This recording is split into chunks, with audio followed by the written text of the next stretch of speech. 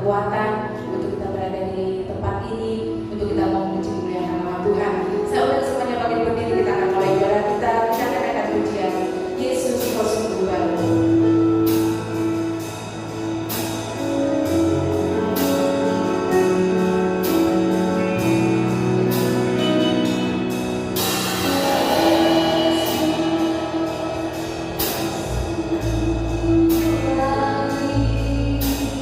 Yes.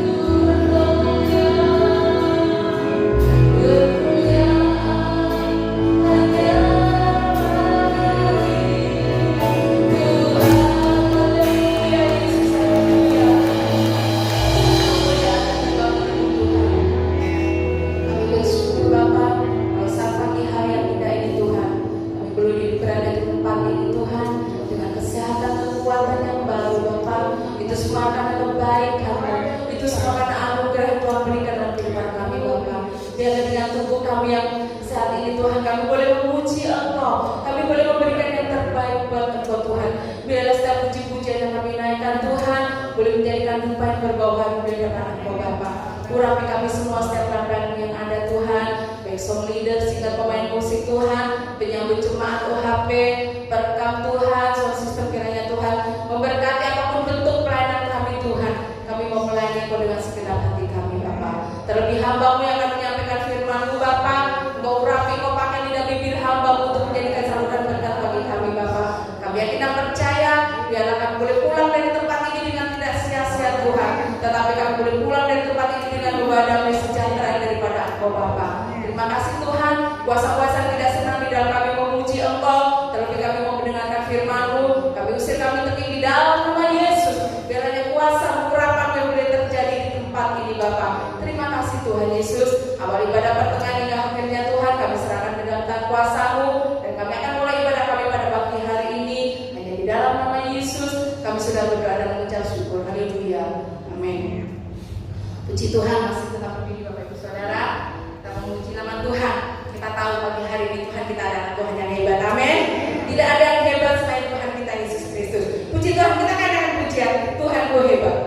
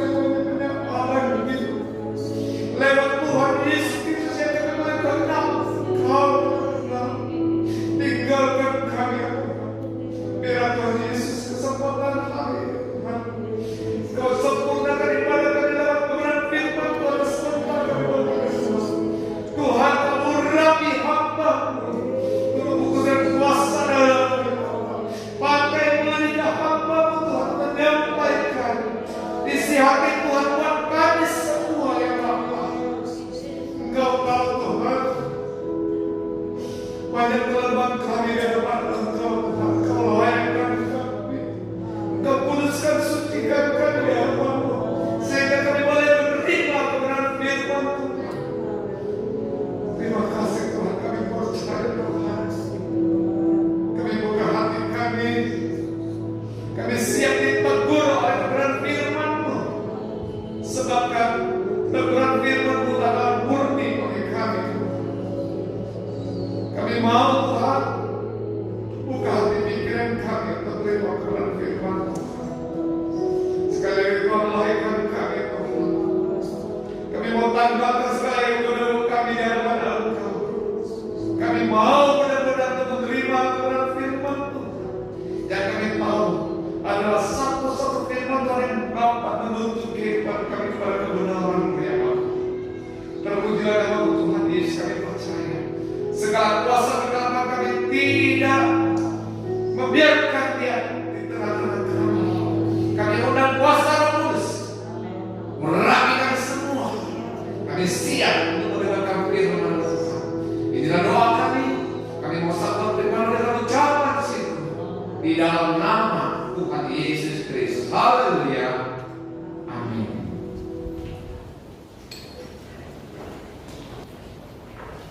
Haleluya, puji Tuhan. Kita Tuhan diberkati, amin saudara. Amin, puji Tuhan saudara. Saya mengucap syukur kepada Tuhan buat kesempatan yang diberikan kembali dalam kembali yang ada. Tetap ya saudara, jangan jemu-jemu untuk mendengarkan kebenaran firman, karena itu yang menuntun dalam kehidupan kita sebagai anak Tuhan. Haleluya. Kalau saya melihat saudara seorang penari balet, ya, saya membaca sebuah artikel bahwa sebuah tekad menjadi syarat utama supaya dia bisa menjadi mahir, supaya dia bisa menjadi penari yang baik, yang disusul dengan kemampuan, keinginan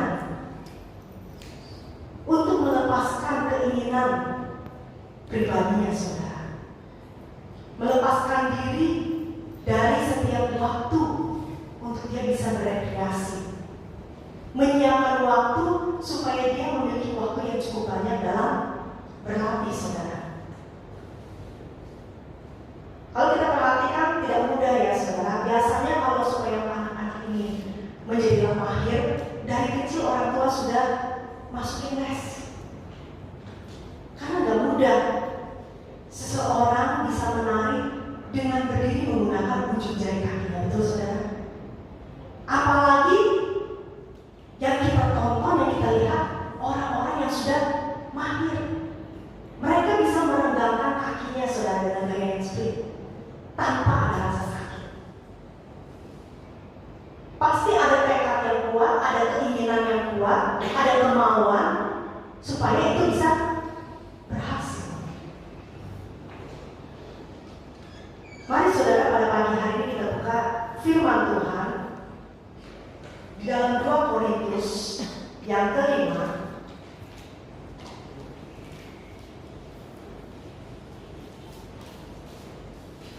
2 Korintus yang kelima ayat yang pertama sampai ayat yang ke-7.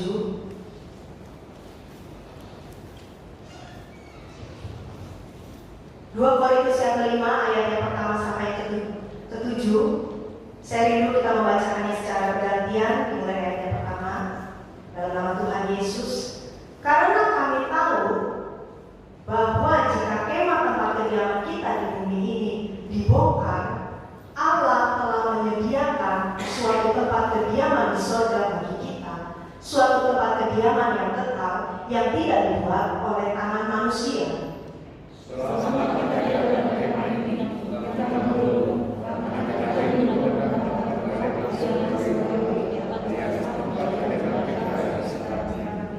Sebab dengan demikian kita berpakaian dan tidak kedapatan telanjang.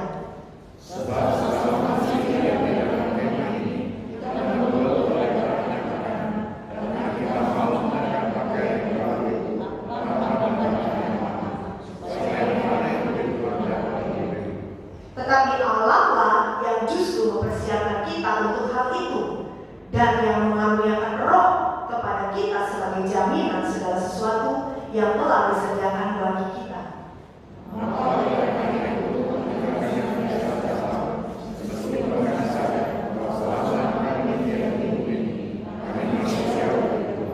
Ayat 7 kita baca bersama. Sebab hidup kami ini adalah hidup karena percaya, bukan karena melihat. Puji Tuhan, saudara. Kalau kita perhatikan dalam ayat yang pertama, ini menunjukkan pembahasan mengenai ayat-ayat sebelumnya. Di sini Rasul Paulus bersama teman sekerjanya memiliki keinginan, saudara, untuk mengubah, ada perubahan menjadi tubuh rohani.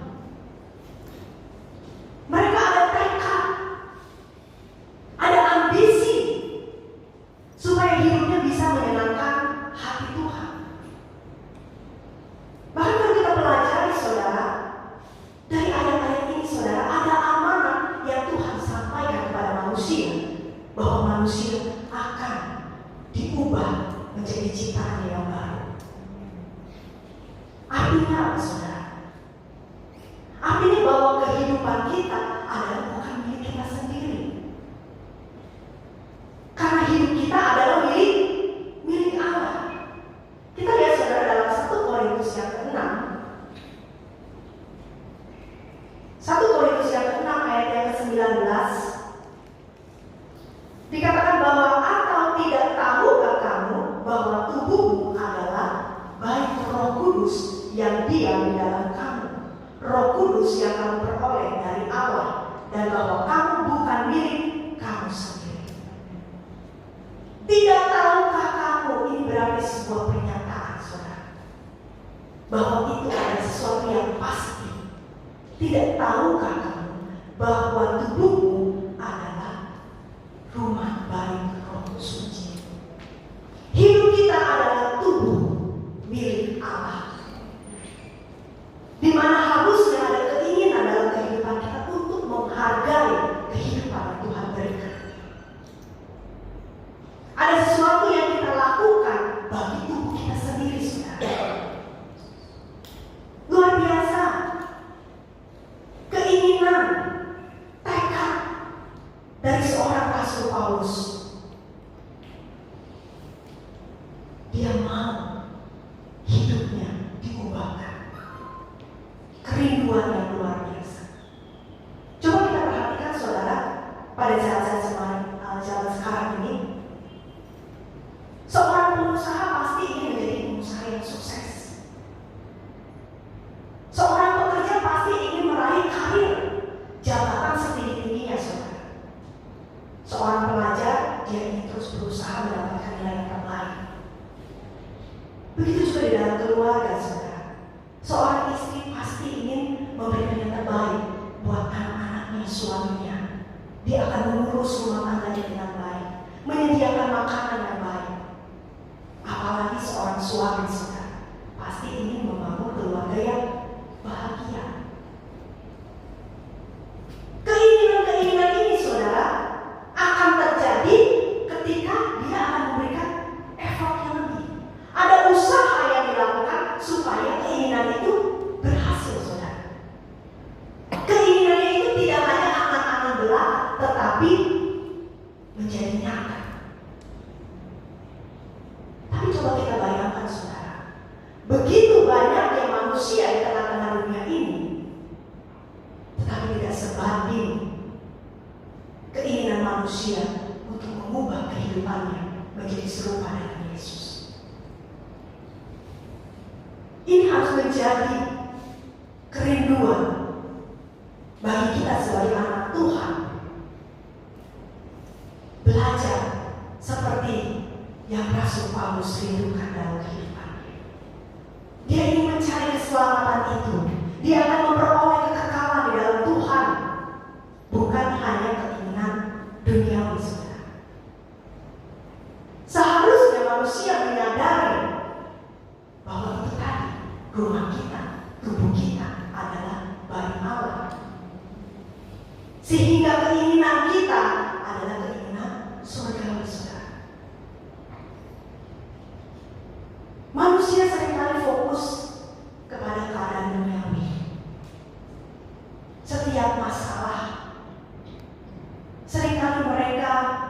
tidak tahan uji.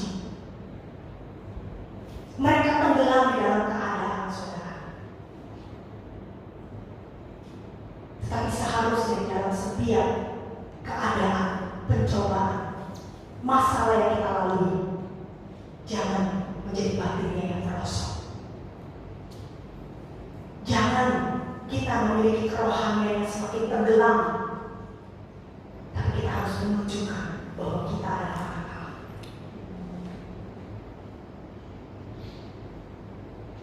Di tahun 2012 kalau tidak salah, saudara, keluarga kami pernah mengalami sesuatu yang di luar pikiran kita. Keadaan ekonomi yang merosot. Mungkin kita tidak tahu berpikir besok mau makan apa, besok anak-anak sekolah bayarnya pakai apa, besok kita bayar listrik pakai apa. Lahiriah saya sebagai anak Tuhan boleh dikatakan merosot, jatuh terpuruk, saudara. Tetapi saya ingat perkataan bahwa firman Tuhan katakan bahwa pencobaan yang engkau alami adalah pencobaan biasa, tidak akan melebihi kemampuan kekuatan. Kalau Tuhan berkata bahwa itu adalah pencobaan biasa, kita harus percaya, karena tidak ada perkataan Tuhan yang gagal, tidak ada perkataan Tuhan yang bohong, tetapi itu nyata dalam kehidupan kita. Kalau kita mau mengklaim jadi firman Tuhan, kalau kita mau tetap hidup di dalam kebenaran firman, jangan biarkan lahirnya kita merosot. Tetapi sekalipun lahirnya kita merosot, firman Allah mencatat bahwa batinnya harus kita tetap maju dalam Tuhan. Kita lihat, saudara, di dalam pasal sebelumnya, dalam 2 Korintus yang keempat, saya akan bacakan dalam ayat yang ke-16. Jangan tawar hati juga waktu menghadapi maut. Sebab itu kami tidak tawar hati, tetapi meskipun manusia lahirnya kami semakin merosot, namun manusia batinnya kami diperbaharui dari sehari ke sehari. Jangan biarkan rohani kita merosot. Sekalipun masalah datang, setiap kita punya pergumulan masing-masing, punya beban masing-masing. Tapi ingat kembali pada firman, pencobaan yang kau alami adalah pencobaan biasa. Pasti ada jalan keluar. Di saat itu mungkin aku merasa tidak ada jalan keluar, Tuhan. Kerjaanku cuma bisa menangis, tapi saya menangis bukan hanya lahirnya saya, batinnya saya tetap berdoa kepada Tuhan. Batinnya saya tetap mencari Tuhan di dalam roh dan kebenaran itu, saudara. Sehingga saya percaya Tuhan bekerja, Tuhan bukan jalan. Ada tekad, ada kemauan untuk kita keluar dari setiap pergumulan kita. Oleh sebab itu, saudara, firman Tuhan yang datang kepada saya dan saudara pada pagi hari ini adalah tekad kuat sebagai anak Tuhan. Kalau saya mencari dalam kamus bahasa Indonesia, kata tekad berarti kemauan yang pasti, kepenuhan hati. Berarti apa, saudara? Bukan hanya sebuah keinginan, tetapi harus ada komitmen, ada tindakan, supaya kehidupan kita tidak hanya menjadi seperti ini saja, saudara. Hidup di dalam lahiriah, tetapi kita harus diubahkan, dimurnikan menjadi tubuh yang rohani. Bagaimana dengan Rasul Paulus, saudara? Seperti yang saya sampaikan, saya punya masalah, saudara punya masalah. Begitu juga dengan Rasul Paulus pada saat itu. Dia juga punya masalah. Bahkan masalah yang dihadapi Rasul Paulus pada saat itu adalah tekanan, bahkan kematian. Kematian karena memberitakan Injil keselamatan. Dia harus dalam tekanan itu, saudara. Tapi dalam tekanan yang ada, Paulus katakan di dalam ayat selanjutnya, saudara. Sebab penderitaan ringan yang sekarang ini mengerjakan bagi kami kemuliaan kekal yang lebih segala-galanya, jauh lebih besar daripada penderitaan kami. Luar biasa, saudara. Rasul Paulus katakan bahwa penderitaan ini adalah penderitaan biasa, penderitaan yang hanya sementara, ada ujungnya. Karena aku memikirkan yang lebih ke depan, yaitu kekekalan bersama Tuhan, kemenangan di dalam Tuhan, saudara. Dia tidak takut akan bahaya yang mengancam kehidupannya, tapi dia tetap bertekad, punya kerinduan untuk mengubah kehidupannya menjadi serupa dengan Allah. Jangan kita menjadi orang yang tunduk di dalam keadaan, menyerah.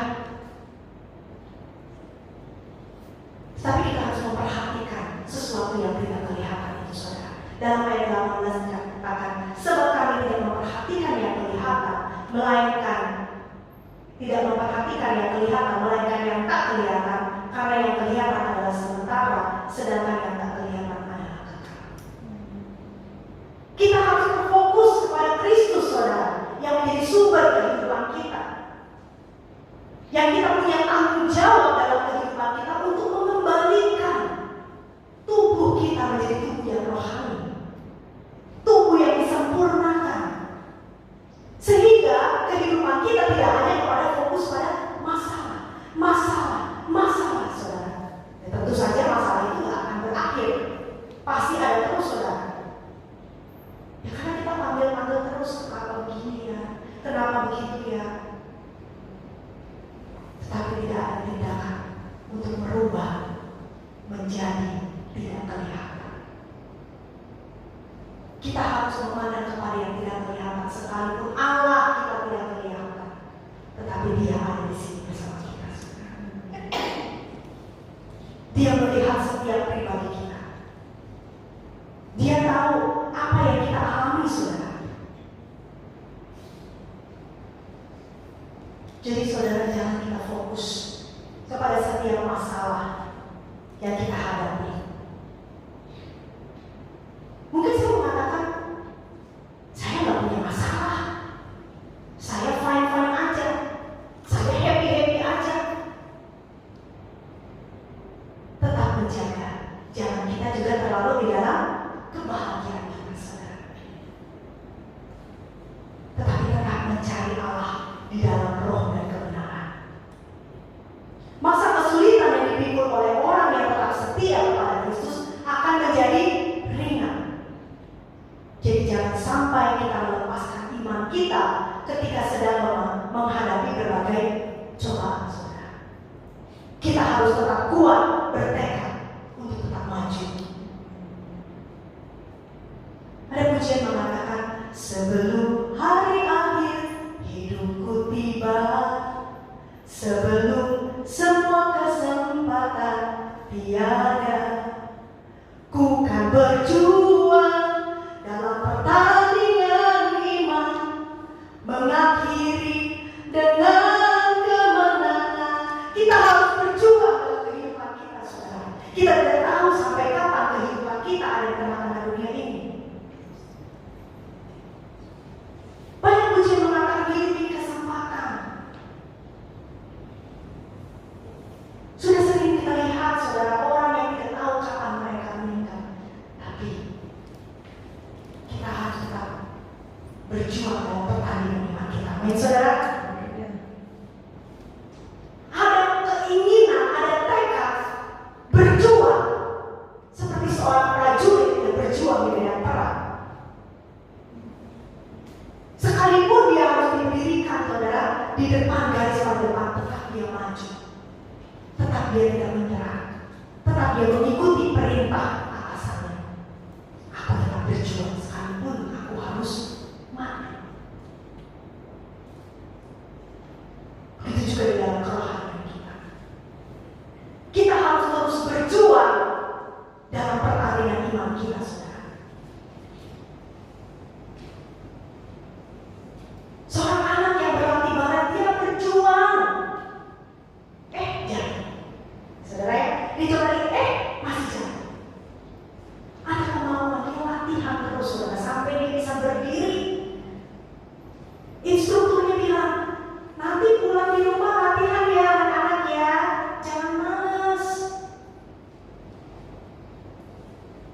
di rumah yang akhirat.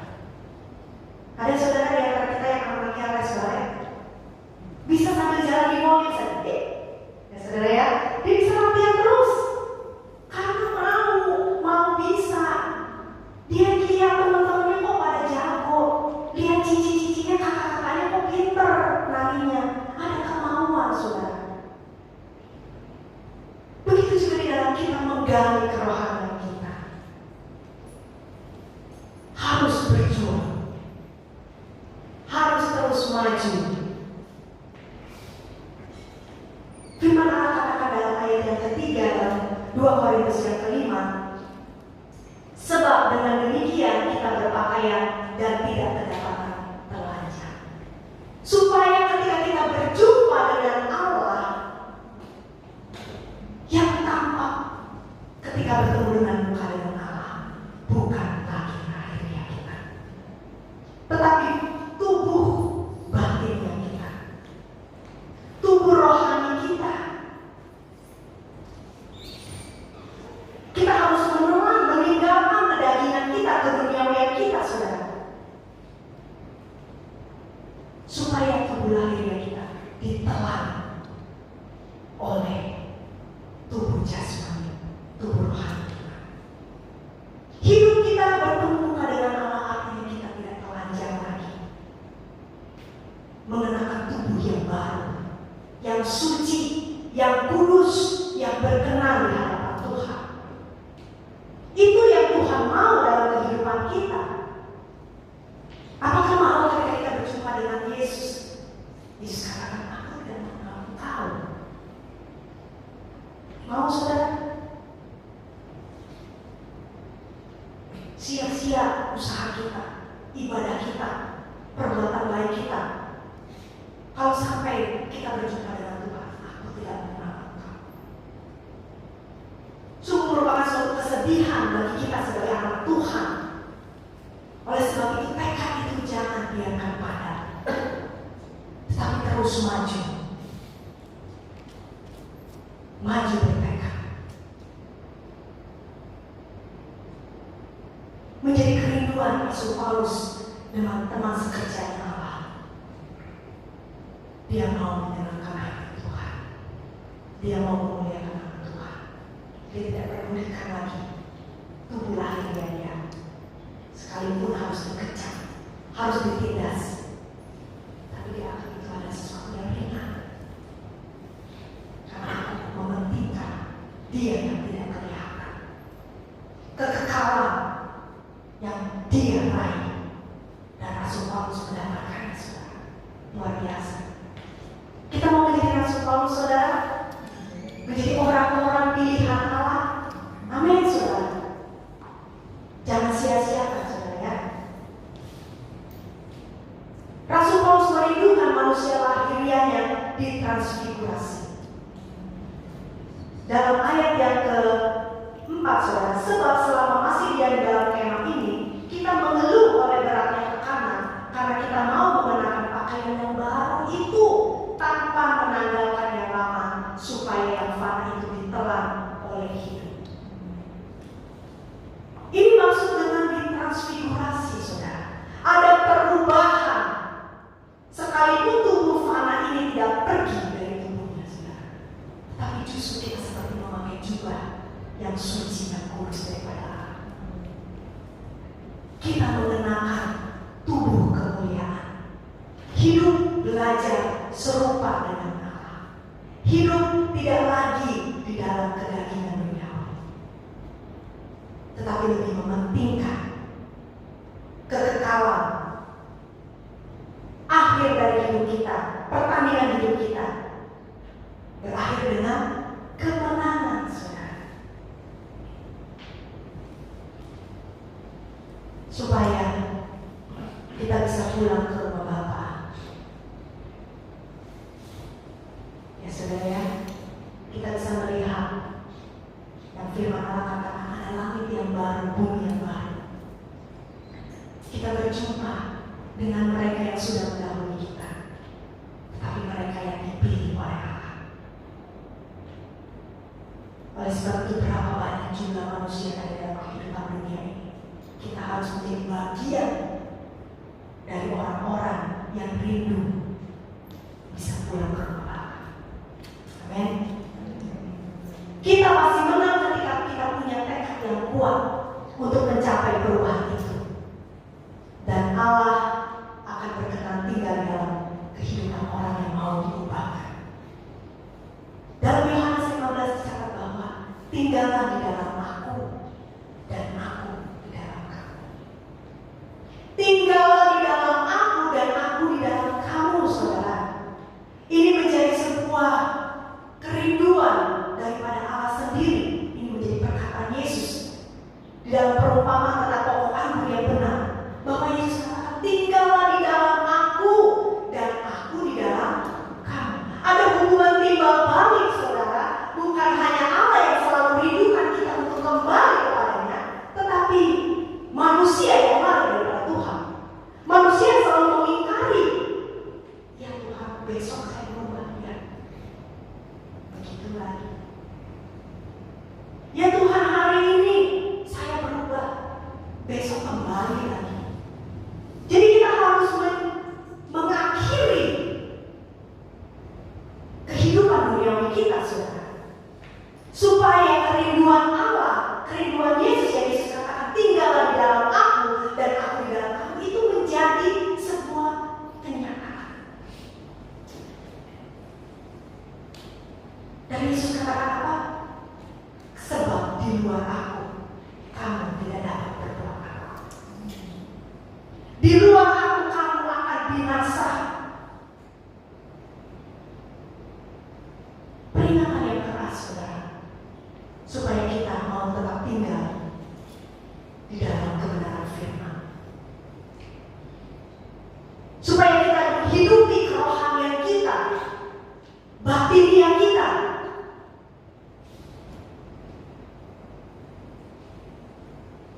Kita tidak tahu sampai kapan hidup kita, saudara. Oleh sebab itu jangan bermain-main dengan waktu. Selama aku bisa, ya aku melayani Tuhan. Selama aku bisa, tetap aku melayani jemaat-jemaat Tuhan. Saudara-saudara kita, keluarga kita, terlebih kita mau membawa suami, istri, anak kita dekat dengan Tuhan, supaya kita menang di dalam pertandingan iman kita, saudara. Rasul Petrus mampu, Rasul Petrus ini bisa, berarti kita juga bisa. Amin, saudara. Karena kita ada ciptaan yang sama, yang berbeda adalah pemikiran dan tekad. Seringkali kita sebagai manusia melihat, kalau dia bisa, saya bisa. Sama, saudara. Seperti yang tadi saya katakan, seorang penari balet itu, kalau kakak itu bisa, saya pasti bisa. Sampai akhirnya dia dapat menari dengan mahir. Dia dipilih untuk tampil dengan posisi yang paling depan. Kita menjadi kita dipilih, menjadi anak Tuhan, menjadi orang-orang pilihan Allah, saudara. Mengapa Rasul Paulus juga tetap bisa menghadapi keadaan itu? Karena dalam ayat yang ke-5 dikatakan, tetapi Allah lah yang justru mempersiapkan kita untuk hal itu dan mengaruniakan Roh kepada kita sebagai jaminan segala sesuatu yang telah disediakan bagi kita.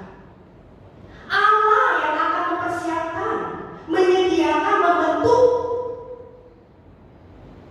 Ketika kita dalam permasalahan, saudara, Allah yang berjanji bahwa itu pencobaan biasa, tidak melebihi kekuatanmu. Berarti apa? Ada Allah di pihak kita yang menolong kita supaya kita bisa melewatinya, saudara. Begitu juga dengan Rasul Paulus, Allah mempersiapkan jalan baginya, saudara, supaya dia melewati kehidupan di dalam dunia ini. Dia mengaruniakan rohnya dalam kehidupan manusia.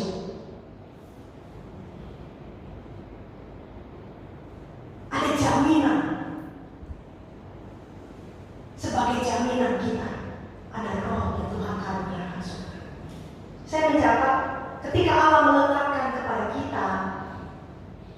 maka pengalaman roh yang luar biasa akan menghasilkan 3 hal. Yang pertama saya catat, ada urapan yang Allah salurkan dalam kehidupan kita. Yang kedua ada pemeteraian, sebuah tanda yang membuktikan bahwa kita anak Allah. Dan yang ketiga ada jaminan untuk menikmati kepuasan penuh akan Allah. Ada urapan Allah saudara yang mengalir dalam kehidupan kita sebagai orang-orang yang sudah menerima roh Allah. Kita sebagai anak sudah menerima roh itu saudara. Tapi kita harus membangkitkan terus. Jangan biarkan roh itu padam dalam kehidupan kita. Supaya urapan Allah terus mengalir di dalam setiap kehidupan kita. Ada roh Allah yang terus menuntun langkah kita. Ada pemeteraian sebagai tanda saudara. Coba kalau kita bikin surat perjanjian, saudara pasti ada tanda tangan di atas materai sebagai bukti bahwa sah. Perjanjian ini sah. Surat ini berarti penting, menjadi surat penting saudara. Tapi kalau tidak ada materai, hanya kertas kosong saja. Begitu juga dalam kehidupan kita sebagai anak Tuhan. Roh yang ada dalam kehidupan kita itu menjadi tanda bahwa kita anak Allah. Itu membuktikan bahwa kita benar-benar adalah anak-anak Allah saudara. Menjadi tanda bahwa hidup kita diperkenankan untuk masuk ke dalam rumah Allah. Dan hidup kita dipuaskan. Rasakan hadirat Allah ketika kita datang di hadapan Tuhan. Ada kepuasan yang tidak dapat kita dapat dari dunia ini. Ada sukacita besar ketika kita habis bersyukur kepada Tuhan, menikmati hadirat Tuhan. Tapi saya coba saudara, lakukan, nikmati itu, dan Anda akan merasakan bagaimana kepenuhan roh itu dalam kehidupan kita. Ada kepuasan dalam batinnya kita, dan hidup kita dimenangkan oleh Allah. Sebagai manusia, ketika kita dapat meraih keinginan kita yang ada di tengah-tengah dunia ini, pasti kita bahagia. Terus saudara, pastilah. Ya saudara ya, segala kepenuhan apa yang kita perlukan ada. Keluarganya sudah bahagia, mendapat menikmati hidup bahagia. Tapi bukan itu yang menjadi utama dalam kehidupan kita. Karena kebahagiaan yang kita dapat dalam dunia adalah sementara. Tapi kembali dalam firman Tuhan yang harus kita kejar secara sungguhnya adalah fokus kita di dalam Tuhan. Kemenangan di dalam Tuhan. Kita capai itu. Kita harus punya target. Ya, target bukan hanya keinginan duniawi, tapi keinginan rohani kita harus punya target. Ketika aku mengakhiri kehidupanku, aku dapati kemenangan. Hidup yang kekal, yang tidak dapat kita jumpai di dalam dunia ini, yang tidak bisa kita beli dengan uang. Tetapi kita dapat memperolehnya dengan hidup serupa dengan Allah, sempurna seperti Allah, hidup berkenan di hadapan Allah. Kita lihat saudara dalam Yesaya yang ke-58.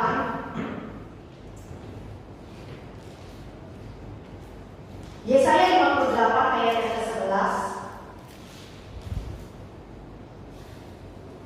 dan Yesaya yang 59 ayat yang pertama. Saya rindu mari kita baca bersama ayat ini, ayat yang ke-11 dari pasal yang ke-58. 1, 2, 3.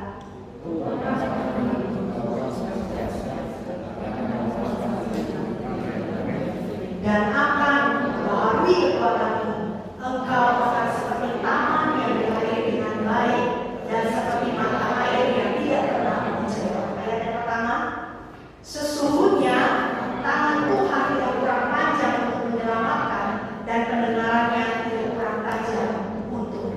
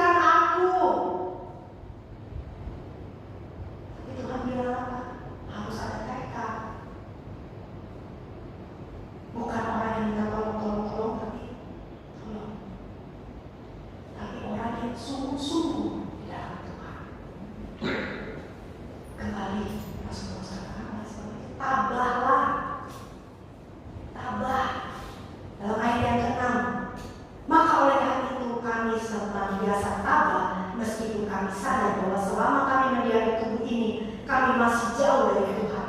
Sebab hidup kami ini adalah hidup karena percaya, bukan karena melihat. Tetap tabah. Sekalipun mungkin dia katakan perjalanannya masih jauh, tapi dia tetap tabah. Artinya tetap kuat. Tetap bertahan.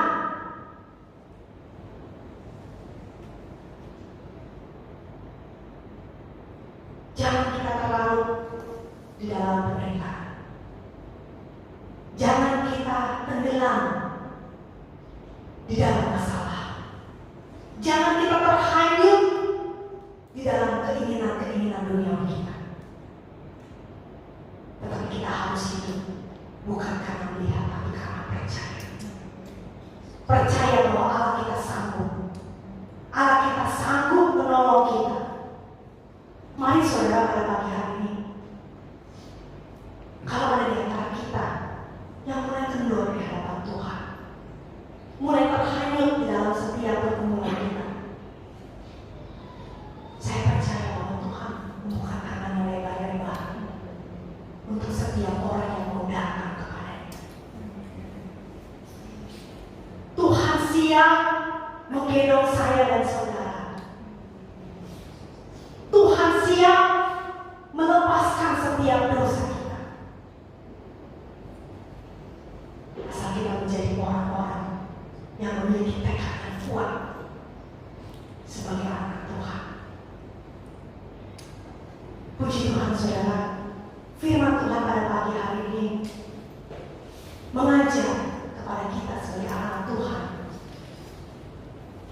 supaya kita jangan terus-menerus hidup di dalam kedagingan, saudara. Tapi kita harus mengubah kehidupan lahirnya kita menjadi kehidupan yang rohani. Supaya ketika kita berjumpa dengan Allah, kita tidak dapat terlanjang, tapi kita sudah memakai baju surgawi daripada Allah. Saya jemput kita semua bangkit berdiri. Dan sisi ada pemain musik yang ada.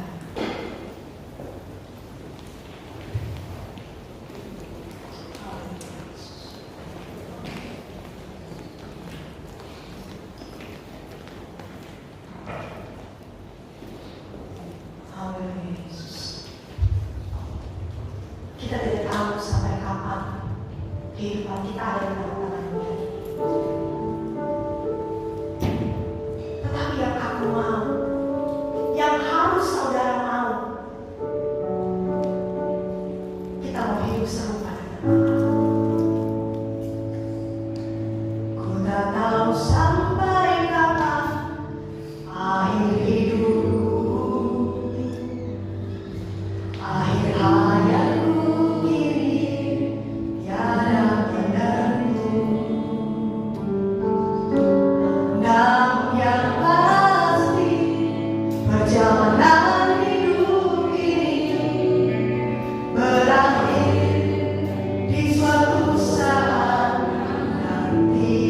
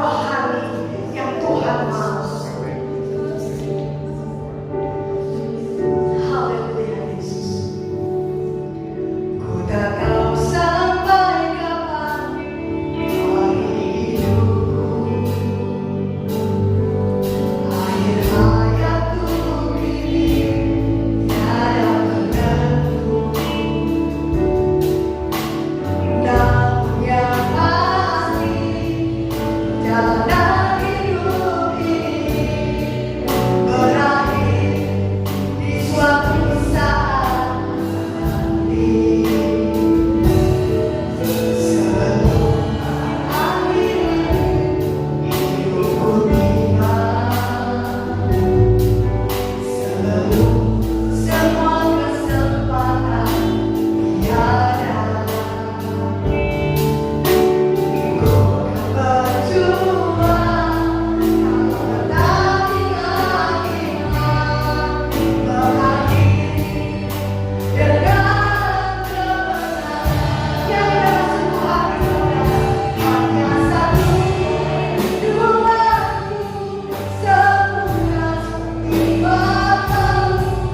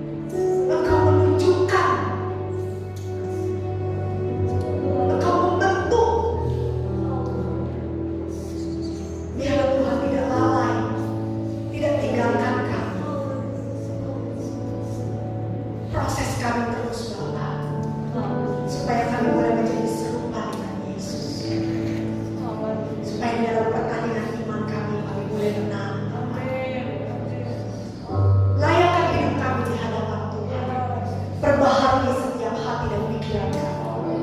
Dalam setiap perbuatan kami, di dalam usaha kami, di dalam pekerjaan, di dalam keluarga, di dalam pelayanan, teristimewa di dalam kerohanian kami tetap Tuhan perlu pimpinan dari kuasa Roh Kudus. Biarlah Roh Tuhan menjadi jaminan dalam kehidupan kami bahwa Allah beserta dengan kami. Terpuji-pujilah nama-Mu Bapa. Mungkin hamba pada saat ini boleh berhenti berbicara, tetapi Roh-Mu tidak tinggal diam. Terus memperbaharui karunia-Mu, terus memperbaharui Tuhan kehidupan kami sampai saatnya Engkau dapat di hati-Mu setia. Terpuji-pujilah nama-Mu Bapa. Aku bersuka cita ketika aku bersekutu dengan Engkau. Aku bersuka cita, dan ini boleh menjadi pengakuan kehidupan kami di hadapan Tuhan. Terpuji-pujilah nama-Mu Bapa. Kami sudah berdoa mengucap syukur di dalam nama Tuhan Yesus Kristus. Haleluya. Amin. Puji Tuhan.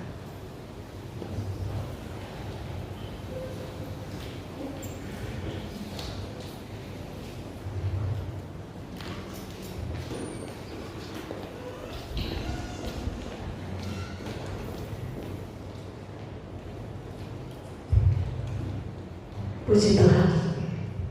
Firman yang begitu indah, firman datang kepada saudara dan saya pada pagi hari ini.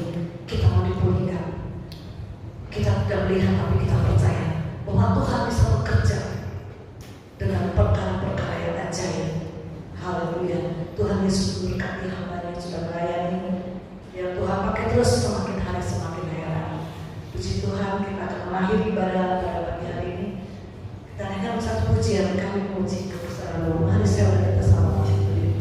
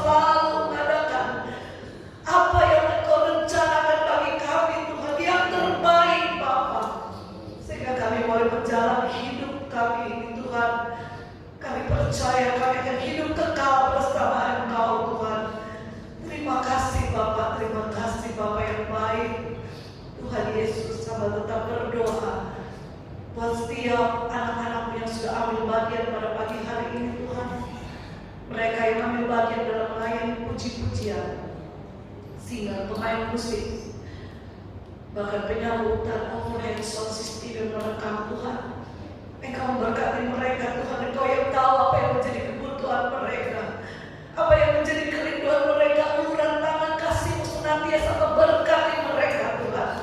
Mereka datang pada pagi hari ini, mereka datang dengan masalah, mereka datang dengan problema. Kami percaya Kau sudah selesaikan semua itu, karena Engkau Allah yang hebat Bapa.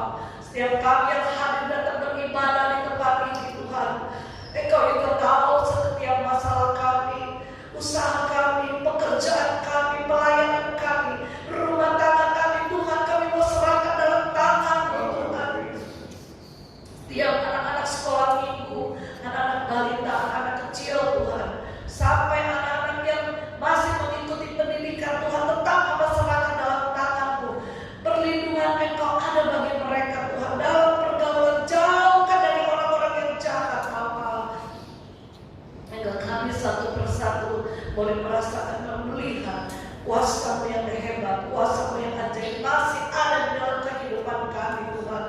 Nama Tuhan dipuji, dimuliakan, diagungkan. Setiap pelayanan Tuhan percayakan bagi kami Tuhan. Biar Engkau yang mampukan kami Tuhan, sehingga kami boleh menjadi berkat untuk melayani Engkau Tuhan. Setiap rumah tangga kami Engkau juga tolong Tuhan. Apa yang menjadi masalah, apa yang menjadi problem kami percaya pada pagi hari ini Engkau sudah memulihkan setiap kami. Dengan iman kami akan melihat Tuhan. Kami percaya walaupun kami tidak merasakan yang kami lakukan Tuhan, tapi kami percaya kuasa yang hebat Engkau sudah melakukan semua ini Tuhan. Terima kasih Bapak, terima kasih Bapak yang baik. Dan Tuhan, hamba-Mu berdoa setiap tangan-tangan yang sudah memberi Tuhan, mereka yang sudah berkorban, biarlah Engkau balas mereka Bapak sesuai kehendak-Mu. Terima kasih Tuhan.